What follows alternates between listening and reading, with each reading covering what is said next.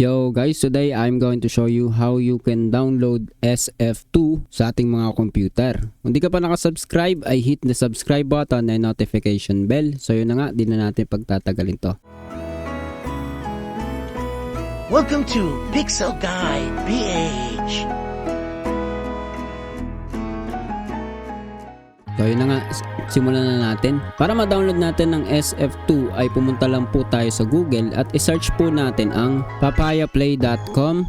And makikita na po natin dito yung Papaya Play online games. So pwede kayong dumirekta dito sa Special 2 o Special Force 2 or rekta na tayo sa website nila mismo. Hanapin natin yung games sa taas at pindutin natin yung Special Force 2. And then makikita po natin itong page na to at meron pong download button sa taas. Click lang po natin yon. Download launcher and i-save po natin yung exe launcher and double click lang po natin to. At syempre bago po tayo mag-proceed dito sa installation ay turn off po natin ang ating mga antivirus para wala po tayong maging problema. So naka-turn off na po yung sa akin. So sa inyo kung paano nyo ita-turn off, nasa inyo po yan.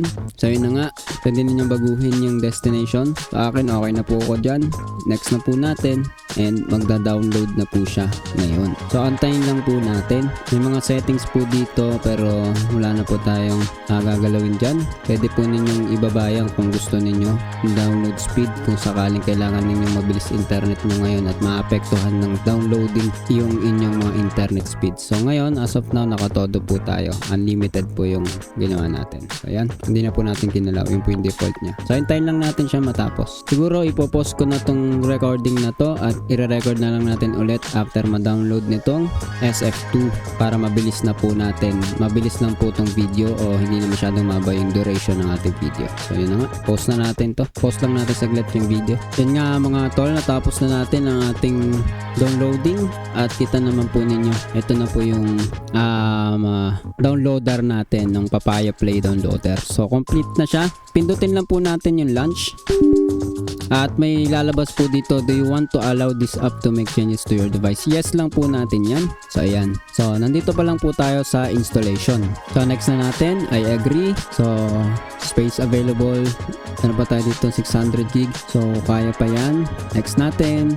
Antayin lang po natin mag-finish o matapos yung ating installation. So habang nag-i-install pa siya guys ay lagi po ninyong tandaan na kapag magda-download, install at run ng game for the first time ay i-turn off po ninyo. I-turn off po ninyo ang inyong mga antivirus and firewall. In case na meron na po kayong antivirus na naka-install sa inyo kasi ang default naman po ng Windows ay walang antivirus kundi yung Windows Defender nila no, na which is kailangan nyo rin i-turn off yun. Pero pag may antivirus na kayo, kumbaga nire-rely na ng Windows Defender yun sa antivirus mo pati firewall. So yung security ng Windows. So in short, sa madaling salita, pag mayroon kayong naka-install na antivirus, i-turn off lang ninyo yung antivirus ninyo at yung firewall ninyo, matik na mata-turn off na rin yun. So yan, para wala pong maging problema, hindi maging corrupted yung client sa pagda-download, install po ng game hanggang sa pag-run, hindi po magkaroon ng mga corrupted files o masira yung game files and so on, magkaroon pa ng kung ano ng error. So yan, so tandaan po ninyo yan no? So patapos na to, konti na lang no? Tayo lang natin. So yun nga mga tol, meron pong lalabas habang nag-i-install po tayo dito na DirectX. So ito magpapapa po yan. Piliin lang po ninyo yung I accept the agreement and next and mag-i-install po yan. So isa po yun sa requirement ni SF2 para magtuloy-tuloy yung installation. So wag po ninyo i-cancel or ihinto yon pag lumabas no. So yan, nag-install na po siya. So mabilis lang po yan, finish and launch na po. So hindi muna natin ina-launch mga tol no. So ito po yung gagawin natin. So dahil may shortcut na po tayo dito, run as lang po muna natin dito no, para sure na magra-run yung game.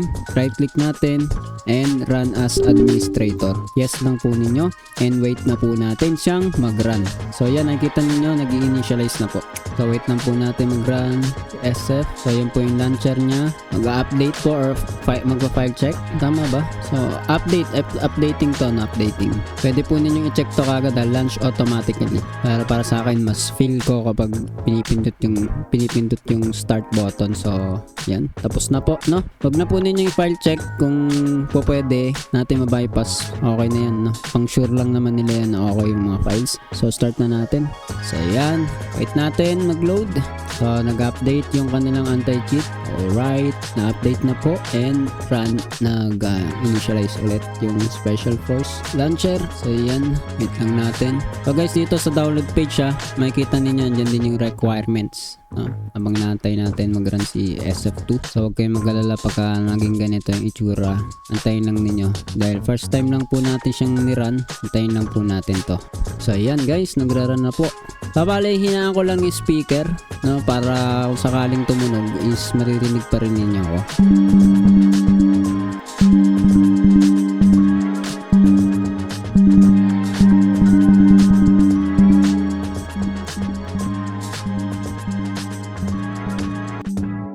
So ayan mga tol, dahil wala pa po tayong account dito sa SF2, magkikreate po tayo, no? So hindi naman talaga ako naglalaro pa nito. So yun na nga, punta tayo sa website ni SF2.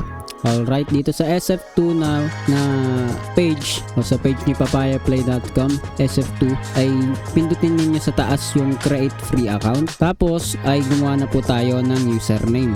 Maglagay po rin kayo ng email, at yung email na ilalagay nyo, subukan, ang ilalagay po ninyo yung active pa na email para ma-confirm ninyo o ma-verify ninyo yung account. So yun na nga, i-fill up ko lang lahat to. Tapos huwag kalimutang i-check to, at yung I'm not a robot. So yan, check niyo saka tayo mag-fill up. So fill up lang ako guys fill up ko lang to, tapos isa-submit ko, magpupunta na po tayo sa step 2. So yan, sa step 2 po niya, ipapa-verify na po sa atin sa email. Bali, pupunta po tayo sa email address na pinil up po natin sa step 1 at i-verify po natin yung account. So yan guys, pag nakita ninyo yung email sa inyo ni Papaya Play, makikita ninyo yung ganito. So click nyo lang tong link na ganyan.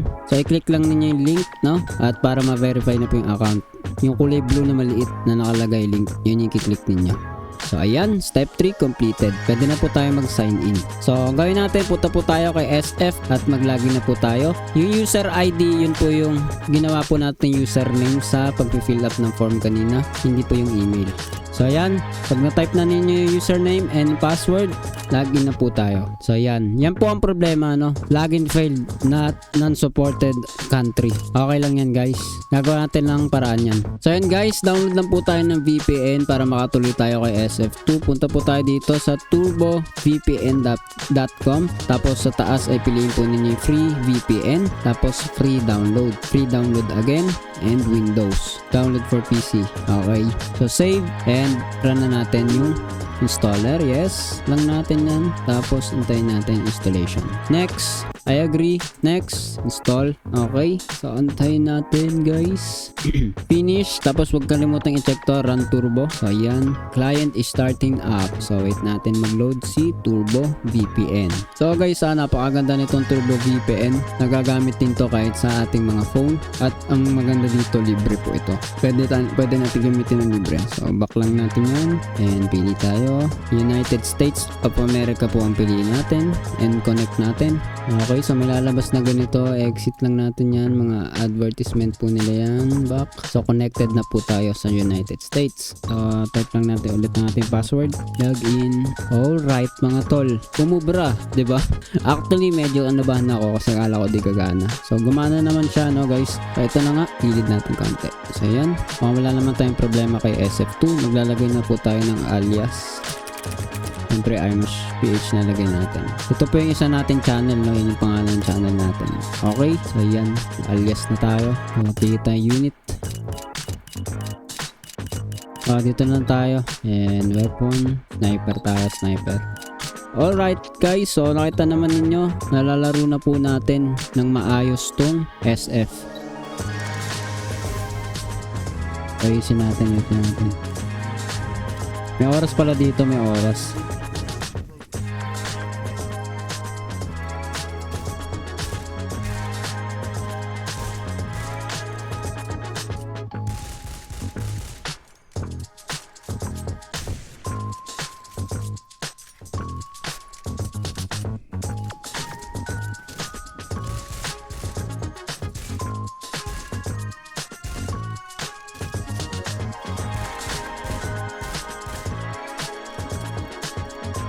Open server tayo.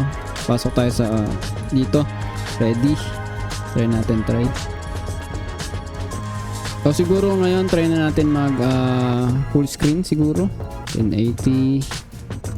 So tagal na lang mag-start, di ba tayo sa playing yan, Okay guys, naka-join na tayo at mukhang maayos naman.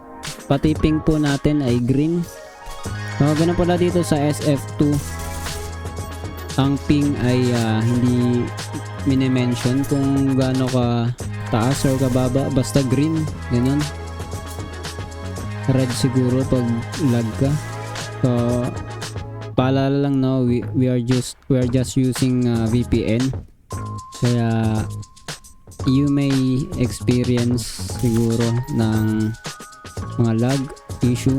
You can explore other VPN para mapagana na maayos to si SF2. Gayun pa man, nakita po ninyo na working po siya ngayon, wala tayong problema. O kahit isang round lang tayo dito, no, para makita lang natin.